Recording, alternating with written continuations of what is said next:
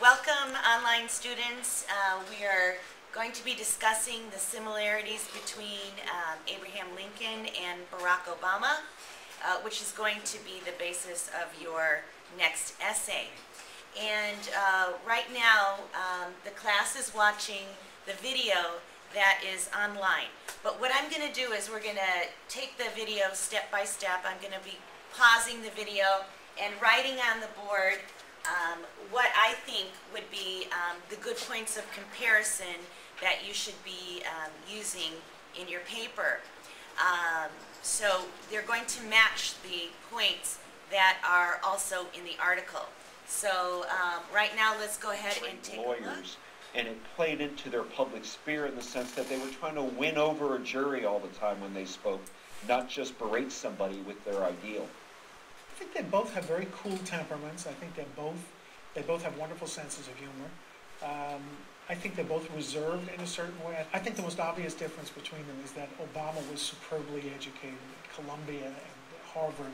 Lincoln was self-educated. Lincoln and Obama shared a love of words, a belief that rhetoric and oratory could change people's minds, and the way that they would express things, the confidence they would have in a debate, not by fiery oratory, but by a kind of calming presence, by a reasoned argument. Both of them. Okay, that was, this is one point that I think that we need to put into the paper. So let's go back to the, not this gentleman, but, and not Lincoln, the other professor. What was he talking about? So what is one thing that they shared in common? If I had to pick one word, if I said Lincoln and Obama are good what? Lawyers. No. Only speaking? What else do we know about? Okay, so what's the big word for that? Thank you. Okay, because you remember. All right. Communicators, right? All right, they're both good communicators. All right, let's keep watching the video. We're going to come back to that with specifics, okay? Buzzwords, although Lincoln expressed it less often, was change. But he also was the first president in history who had been elected on an anti-slavery platform. Even if it was only anti-slavery extension, he was the first candidate who expressed his refusal to allow slavery to move into the West just unobstructed.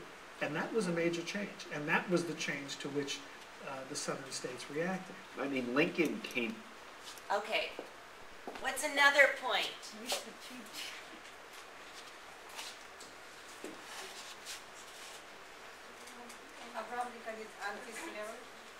But what did he say? They both shared a buzzword. A buzzword means something that, you know, when you hear that word, you associate it with that person or that subject. So if you were here for the, how many people were here for the 2008 election? All right, so what was the buzzword? Change. Change, okay. So they both were the source of change, all right? We're gonna get back to that. I'm just putting it on the board, all right? So communicators and sources of change. In a time of civil war where a country completely divided. We are not a divided nation now. He just won a landslide election, Barack Obama. Lincoln did have to have a bit of a team of rivals because he didn't win the majority of the vote.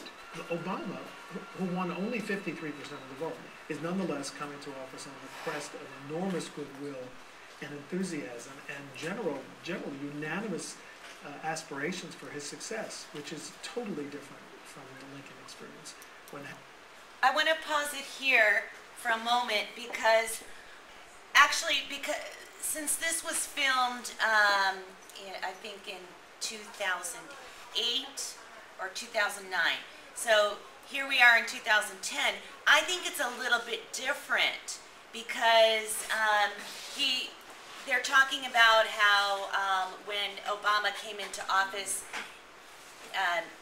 he had a majority of the vote. Remember, Lincoln only had 39% because the South was not voting for him, right? So, anyway, I would say that they're talking about Lincoln had, the country was what at the time? Divided, okay? Now, more divided than at any time, you know, in the past or now. But different from what they're saying, but what you might have found in the articles, what is the country divided now? No, just greater and the blue. Yeah, it is kind of divided now, even more so than it was 2 years ago. But are we divided like the North and the South? No. How are we divided?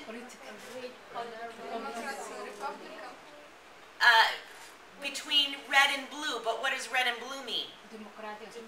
Right, between political parties, the Democrats and the Republicans.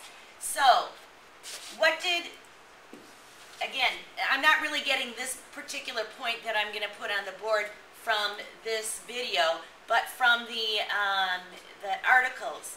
If something is divided, what kind of leader do you need?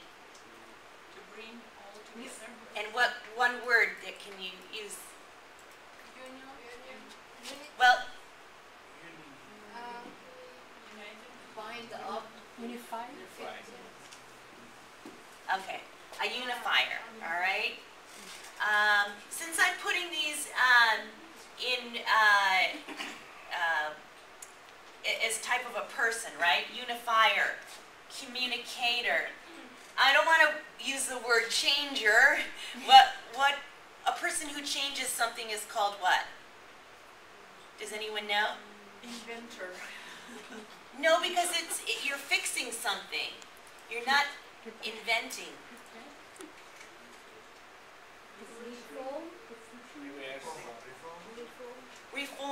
Reformers, okay? All right, let's go ahead and continue watching.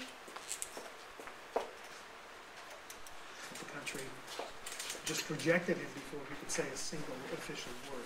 Barack Obama stylistically is more like Lincoln than it's about a negotiation.